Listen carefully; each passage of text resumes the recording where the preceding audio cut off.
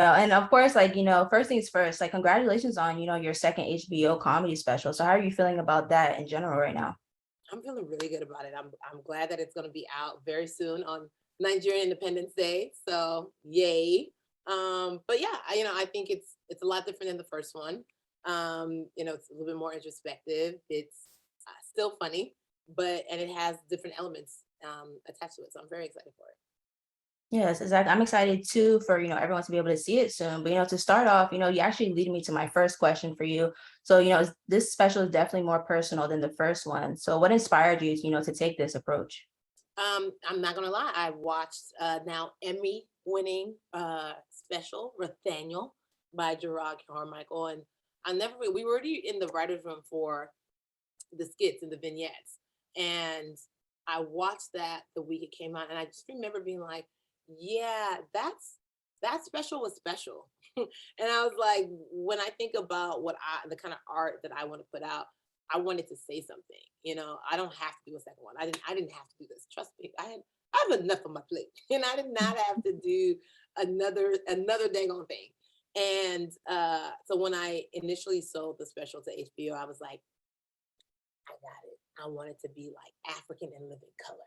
Because for Okay. me, I just wanted to I wanted to just bring other people that I knew that were funny and give them a platform. We have Chi Girl in here. We have a young lady that Neoma who I met on Instagram, and in the pandemic, I was like, her videos are really funny. You have Mhm. Namo, who I did comedy with in New York and hosted weddings with, and Chinadu Wanaka, who gave me a shot when I came to LA. So all these people who I know are funny and great and just need a platform, I was like, that's what the special gonna be. It's gonna be like their moment to shine.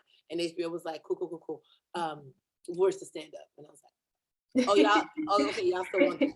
And Exactly. I You was like, still need the jokes, the comedy, and all that. But no, I really love seeing like, how you were able to bring, different Nigerian creatives together because I know for me personally, like you've been an inspiration for me as a Nigerian American creative. So I just love seeing you be able to give that platform, for other people as well. So thank it's really you, cool to thank see, you. of course. And so you talked quite a lot about, the pandemic during this special. So is that when you started like writing the material for this, or was it a different time when started? Well, I actually released the first one during the pandemic. So the pandemic is Hmm. I literally recorded My Mind Made It February 29th. God gave me an extra day. And March 13th, the world shut down. So it was like, oh Yeah. wait, what that what? And it's like I had just finished my tour.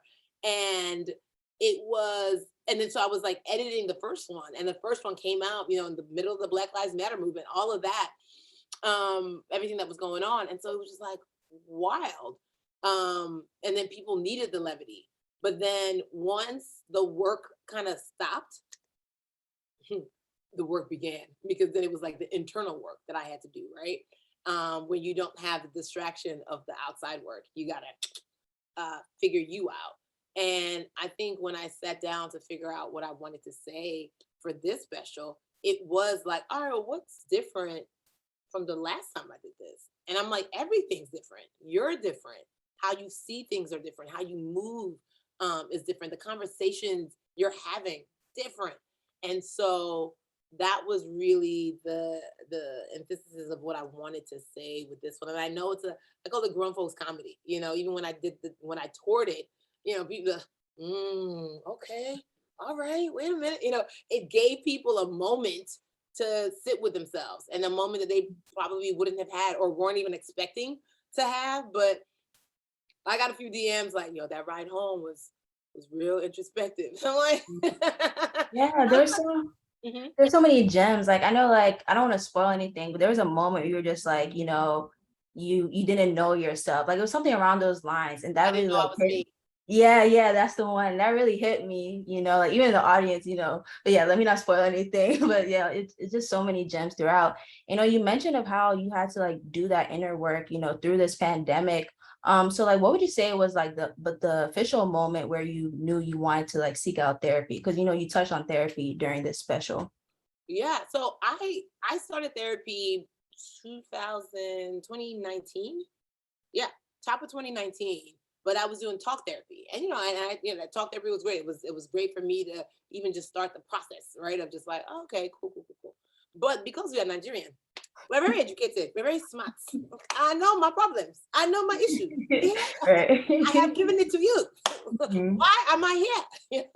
And Mhm. so, it was good to at least have a place that you can talk things out, and then like they're not looking at you like you crazy. But after a while, I found myself like looping. I was like, okay, this keep happening. Like I'm talking about it, I'm paying money to help me process it, to like not have it happen again, but then it like, happens again. So what am I missing? And you know, every time I've gone to therapy, there's been like an inciting incident, right? Something that's come up that's like triggering something. And a friend of mine specializes in EMDR, brain spotting, different modalities. And one night, I'll never forget, I was up from like 3 a.m. to 5 a.m. just ruminating about something that Mhm. had happened. And it was December of 2021. And I said, I be damn, this is not following me into the new year. Okay. Mhm. No, no, Mhm.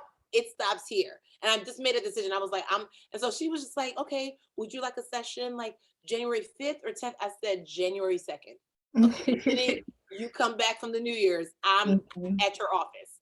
And it was I'm not letting this year go by without doing what needs to be done. And EMDR, I mean, you have to be ready for it. It is excavating, just going right to the trauma point. So like we're back in the womb. I'm discovering that stuff that my mama was feeling when she was pregnant with me. Kind of transition through the umbilical cord, and I'm like, so that's why this is happening, and it's crazy. And then you're thinking like, that's a lot. It is, it is, and so it's like getting me back to a whole me required breaking me a little bit. And you don't break the whole thing, right? Because you keep the good stuff. It's kind of like when you prune a vine. It's like the whole tree ain't bad. You just got to prune some of these vines to make it grow a little bit. And so, in the special, I talk a little bit about that. And as a Nigerian, I'm talking about things I had to unlearn, things that were actually great for my career, and things that actually helped me become successful.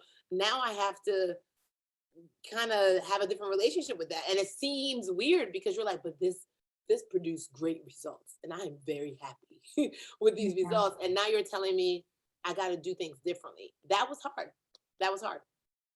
I can only imagine. And I want to talk about, so, you making that decision to seek therapy. I would say, a lot in the Nigerian community, there's a lot of stigma around like seeking help. So how do you hope that this special will like help to combat that, like, especially not even just the Nigerian community, but like the African community as a whole, like to seek out help? Yeah, I mean, I say that. I talk in the special about how I think everybody. I was like, especially for African Americans, I'm like, there's been so much trauma. There's been so much trauma. Like, our bringing African Americans to America, traumatic. Okay, already in the ancestral line of what it means to be an African American in America, right? So, whenever people are like, "Man, I don't even need therapy. I'm good on that," it's like, no, no, and we all do. In fact, it should be in addition to universal health care, it should be universal therapy. Okay. And No, for sure. I think the fact that like in order to get your insurance to cover therapy, like you have to be diagnosed with like with the ailment. And I'm like, can the diagnosis just be Black in America? Because I feel like that should be enough. That should be enough for this to be Yeah. fully covered. And it's so weird. Like you have to like literally have a scientific you have to be diagnosed with something crazy. And I'm just like, okay. But I think for me, hopefully, not only when Nigerians see this, when African Americans see, there's lots of topics that I'm hoping that I know that it's hard for us to have the conversation either with our parents or with our friends. But I'm like, hey, think, look at me. I'm doing it for you. Like I'm going to tee it up for you. So like when I talk about estate planning, just play the special and just have your parents just sitting next to you, like, oh, that's crazy, Dad. Do we have a will? Just Mhm. say it. Just say it. Because Yvonne Orji was, and you can put it on me. You can put. But I think Mhm.